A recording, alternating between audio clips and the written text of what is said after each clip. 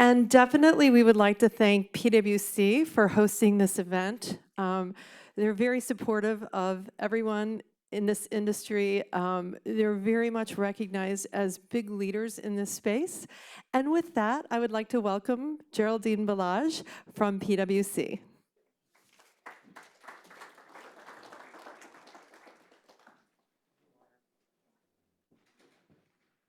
Hello again. Can you guys hear me? Okay. I'm actually not going to talk about technology at all. Instead, from a PwC perspective, we wanted to take this time to actually focus on the bigger challenge across the board, which is how do we actually make this real from a capital markets and banking perspective. I think we've talked through a lot of the barriers today, and the smart contract panel was, I think, brought up a lot of the topics that we could easily dive into for many, many hours.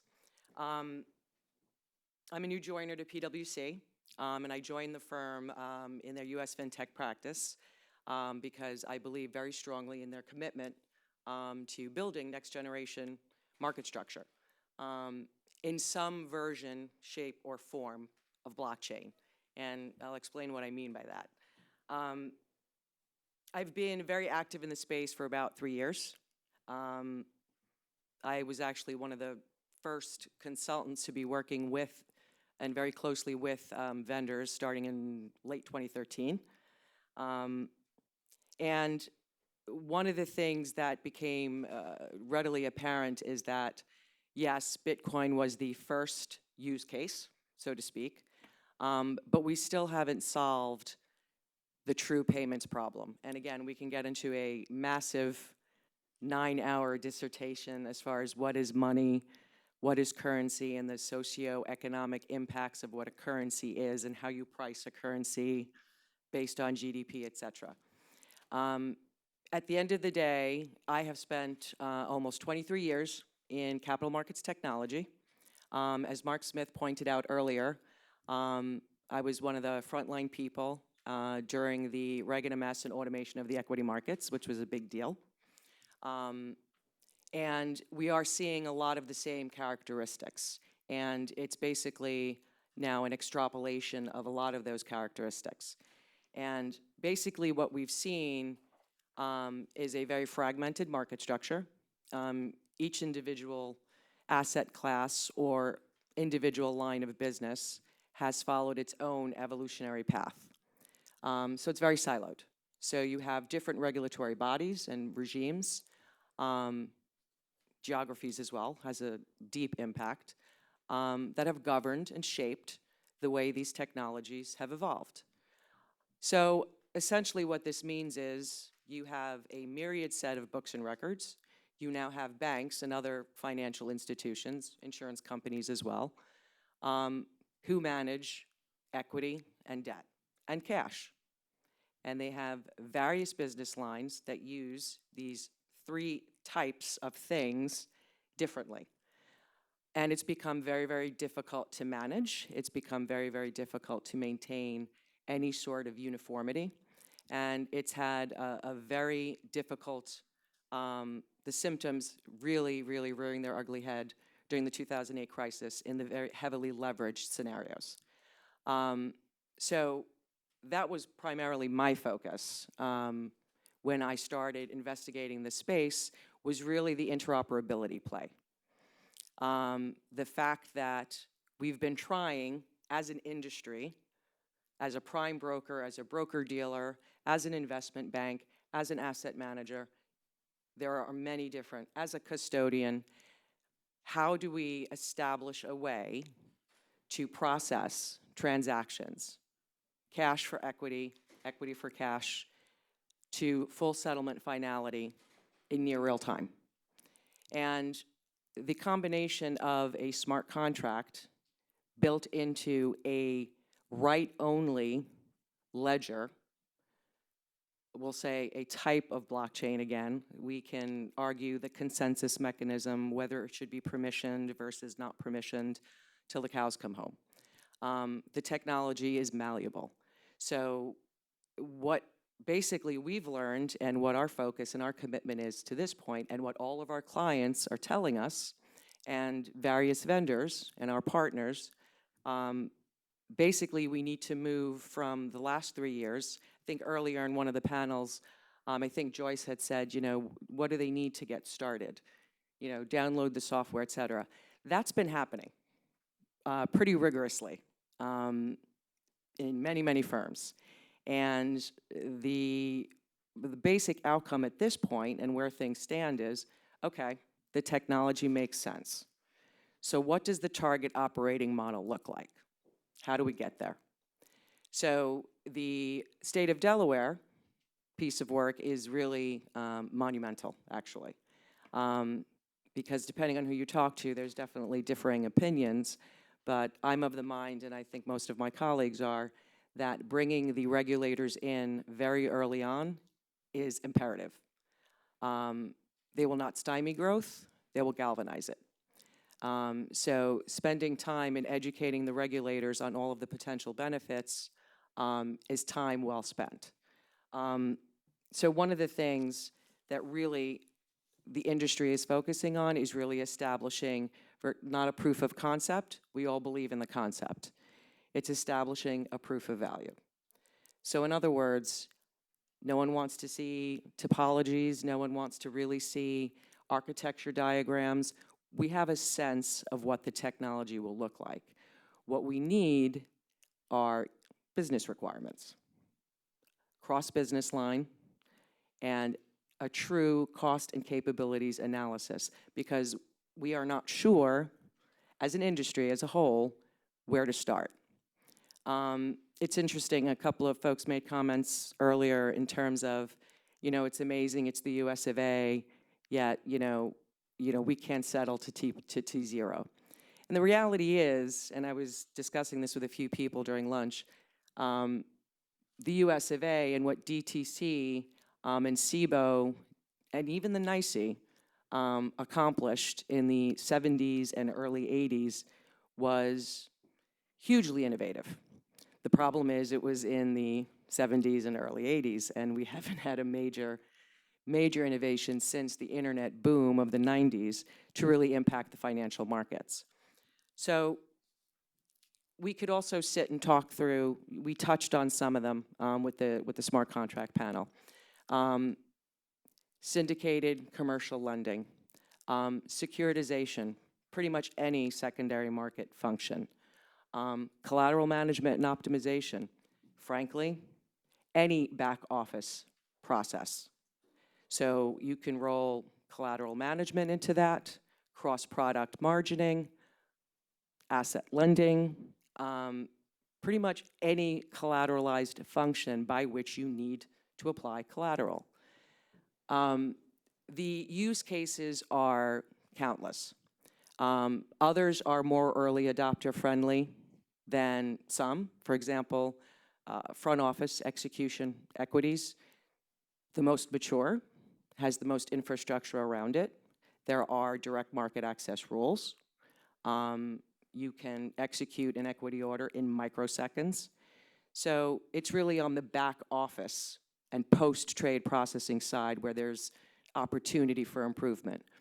But where the biggest room for improvement and where you're going to see the biggest benefit in de-risking your balance sheet and managing your capital and ensuring and reducing liquidity risk as much as possible is really across the more manual markets and capitalizing on this chain of ownership. So you build your processing front to back, and you nest it on a distributed ledger, immutable audit trail. And you now have the entire life cycle of any given asset, whether that asset has been lent, whether that asset has been pledged as collateral for margin, for variation margin, for initial margin, doesn't matter. The entire life cycle can be traced. Same characteristic applies to a loan. So everyone believes in this at this point in theory, and our biggest challenge as a firm in working with our clients is really establishing the micro consortia and basically playing matchmaker to a number of our clients, vendors, and service providers to help them come together to establish that baseline universal use case, and then working with the different regulatory bodies to basically come up with the standards that we've been trying to do for years. I think Chris Betts was here talking about EDM. I don't know if he's still here. Again, a lot of these concepts are not new. The industry has been working sort of in a piecemeal fashion to address a lot of these problems. So our first course of action is really to sit down with our clients. That is the biggest bulk of our work right now, and establishing a very clear, crisp problem statement. And a lot of that does really revolve around regulatory transparency, cross-business line, cross-asset class, obviously settlement reduction time, counterparty risk reduction, capital efficiency is huge. The Basel rules are not helping. It's become very expensive to maintain capital reserves. We still have the payment problem, as we've discussed. At the end of the day, every trade needs to be settled, and at some point, cash needs to change hands. And until we solve that, using Bitcoin, some coin, that coin, in some way, shape, or form, a digital token that is paid for in a standard minted currency, whatever the fiat currency is, and if that means building a legal framework where central banks and correspondent clearing banks are simply plugged into the same blockchain network, it's very viable. But that can't be done until we establish what the problem statement is, cost and capabilities, because with every cost to implement, we talked about the issuance, and not even, this was what Mark Smith was talking about, and he brought up a very good point, but the reality is everyone would agree with that. But the question comes down to, what does the migration path look like? Where do I start? What business lines can I get rid of? What new markets or business opportunities do I have that I could basically enter into in parallel? What does the operating model look like? What do I save as far as capital? What do I save as far as what new liquidity can I go after? A lot of these questions really are the focus right now. It isn't about doing other POC in a lab unless it's to prove a distinct business point. The other piece, basically, that we were talking about is in doing this analysis for our customers, and what everyone is asking for is as we start to carve out what the next generation market structure looks like, what it will cost, and what it will yield in the long term, it can't be just about blockchain and it can't be just about Bitcoin. It has to be a holistic approach looking at all emerging tech. So blockchain and all the variants of blockchain and all the potential variants of blockchain that haven't even been explored yet, robotics, cloud computing. The move continues to make sense economically to shared services and shared infrastructure so that financial institutions can focus on what they do as a business, which is developing their relationships, their research, and their business advice. All the other processing steps, all of the functions that are currently represented in many of the operating functional models that we see today, starting from negotiating the trade to trade capture down to the actual cash settlement and the treasury functions, many of these can be programmatically automated to some degree with some human interaction as control points easily through a interactive network of smart contracts. And again, there's really no one in the industry who disputes that concept. It has now become a question of making it real and proving the value and developing a financial plan, a go-to-market strategy that pretty much is protracted over a 10 to 15-year timeline. That was basically, do we have questions at that point? Talk about use cases, or that's our biggest message. I didn't want to talk about technology. I wanted to talk about what, from a PwC perspective, where we're being tasked to help the market actually make this real and develop traction. I'm just curious, though, a lot of corporations have their own internal blockchain tests. So are you doing it, and how is it playing out? We're involved in a number of those, but the reality is the focus now has been, what should I do, and who should I be doing it with? Again, the internal tests and the internal POCs were very much, as Joyce was pointing out, the getting started point and getting comfortable and understanding the technology, and the potential applications of it. And that in and of itself was rather siloed. Depending on the financial institution and who you spoke to, there were certain C-level people who may not have even been aware of said activity. So now it's a question of consolidating the efforts and creating a real go-to-market strategy and figuring out really what the business plan needs to be. There isn't a rush to come out and just completely go blockchain, so to speak. There's also the analysis, it is a huge ask right now, the analysis of what is the internal play, where should I renovate using blockchain technology and smart contracts internally versus externally? Is there an actual cost-benefit preference to do so, or should I wait until what the rest of the street is doing? So we're being asked to basically step up and assist the street, so to speak, to carve out those next steps. Yeah, just need a mic? I don't see. Yeah, go ahead. I was just going to ask, I work for a recruitment company, so I manage a fintech team. And what's the human capital sort of effect of blockchain in the market in terms of, do the clients have the right people, or what's their appetite to look to market, to bring in talent to drive this forward? To be honest, the finding the tech talent has not been the hugest concern. They can get up to speed quickly. A strong technologist can understand and learn. The biggest challenge in defining the target state business architecture, so to speak, in the most practical sense of the term, not in a siloed fashion, cross-business line, really requires people who understand current state and all of its flaws. That's probably the biggest tool that any firm can have. And then the technology, you need strong programmers without question. You need programmers who understand front to back processing, and ideally fintech in the sense of capital markets technology people, because it's very difficult to bring a very strong programmer to come in and basically do HVAR calcs. It's not that straightforward. Are you a part of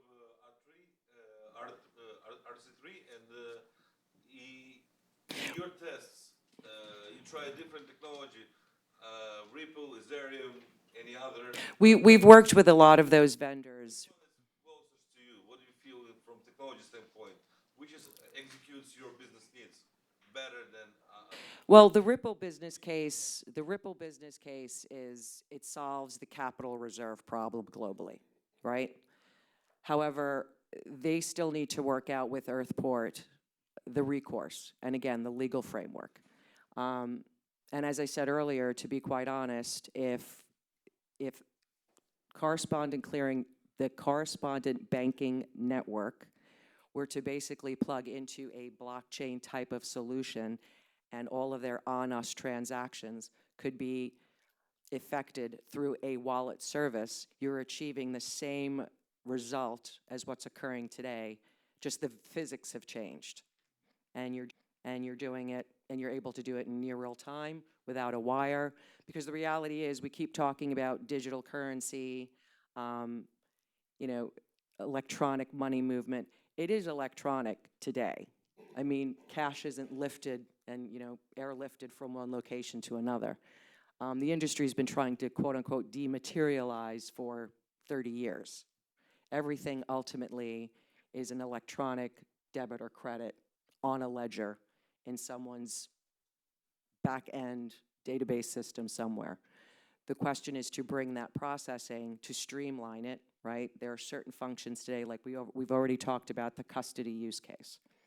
The reality is, 25 years ago, broker-dealers, many banks simply didn't have the technology. They were running on paper, and they simply didn't have the technology to actually say, I hold X amount of ABC on behalf of Joe Smith. They simply didn't have those systems.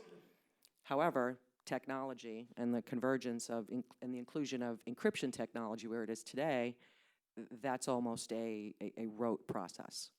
So it forces basically a remodeling of the overall functional model and who does what. That'll be interesting to see. But it also, at the same time, what's offsetting that is, and many financial institutions and service providers, incumbent service providers see this, they also see the opportunity for additional services, new market opportunities, especially around trade finance, where if you are in a in situ or near real time, we'll say, mode, you can do things like event-driven financing and really create bespoke products on the fly and customize that contract and negotiate the terms in real time. Basically, smart contracts takes over Ripple technology, in your view. More stronger and closer to your business needs versus Ripple technology. It's possible. It's possible, because I think Ripple is still in their early stages, to be honest. And it doesn't cover the front office, middle office functions, right? It covers just the movement of money. And the ability, the reduction of capital reserves elsewhere, because this market-making function will be able to ascertain, for example, RMB, and I will pay for it in US dollar, but in that market-making model, they will be taking the FX risk. However, there's an entire other piece when you look at the overall model between everything, again, from trade capture down. It's very elaborate and it's complicated. Gets even more complicated when you get into structured products, pure bilateral trades that are handled over the counter.